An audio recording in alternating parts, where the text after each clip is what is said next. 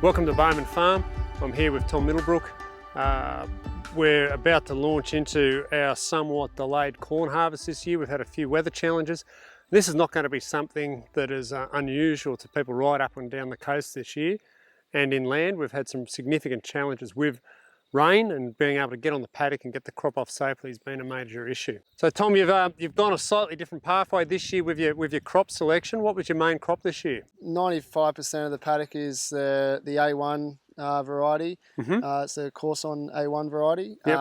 And a short season, Okay. a CRM of 96 days, I think. Yep. And the basis on that was to essentially just get it in and get it out and get back to ryegrass as soon as we could, and also to prevent what we forecast as being quite a heavy wet season. Yep. In that transition phase.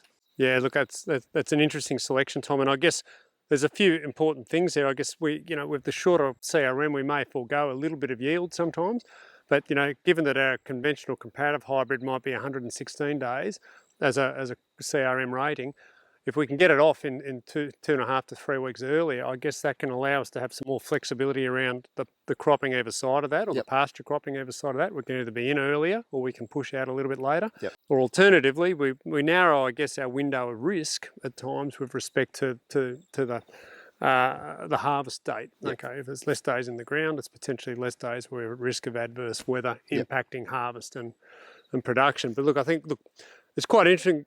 We've ended up being delayed about the 3 weeks. So it's quite interesting now to say, well, what are we going to do? Because we actually grew some of the standard 116-day corn variety, which is an outstanding variety and Yep. a trait leader. It's done particularly well as well. But what we can see, I guess, on the right, there's not a large difference in the actual plant type between the two.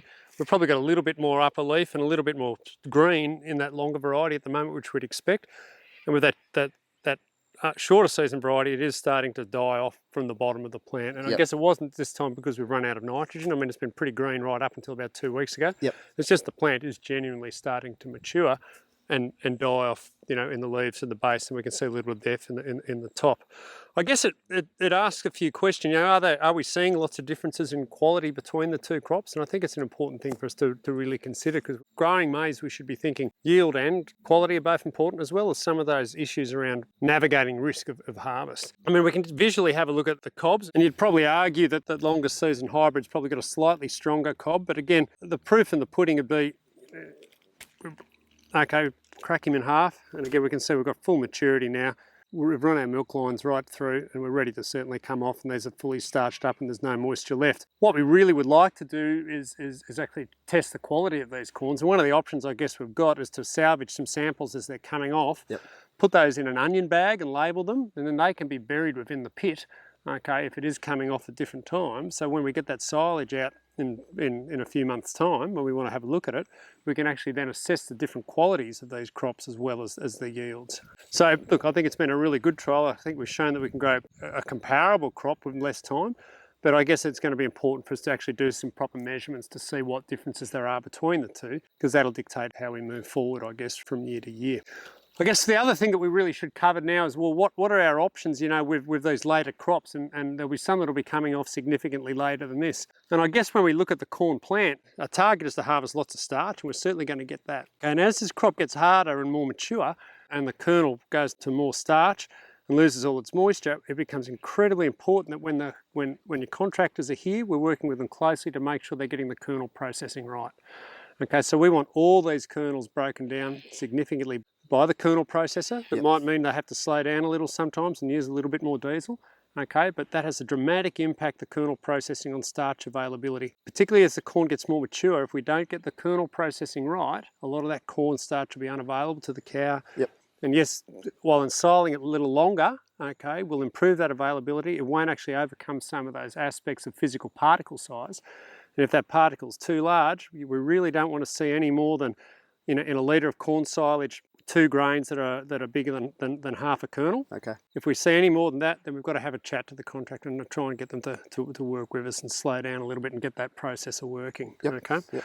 I guess a few other things. We like to keep our chop length relatively short, okay, particularly on the later cut, because we're going to have to work on compaction.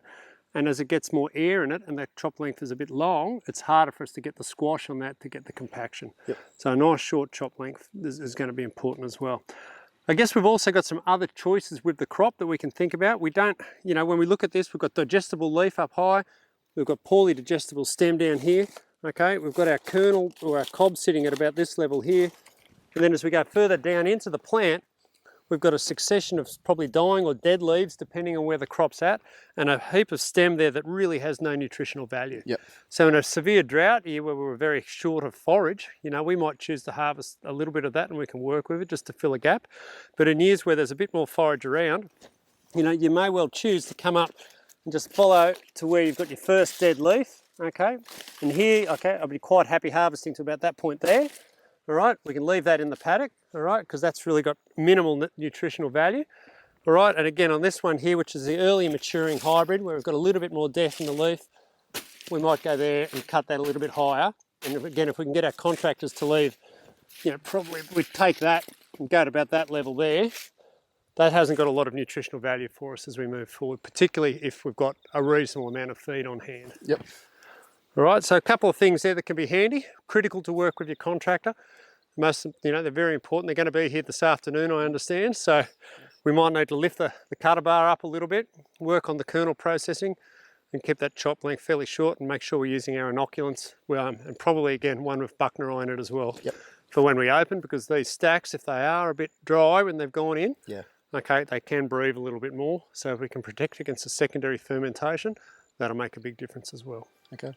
All right, thank you.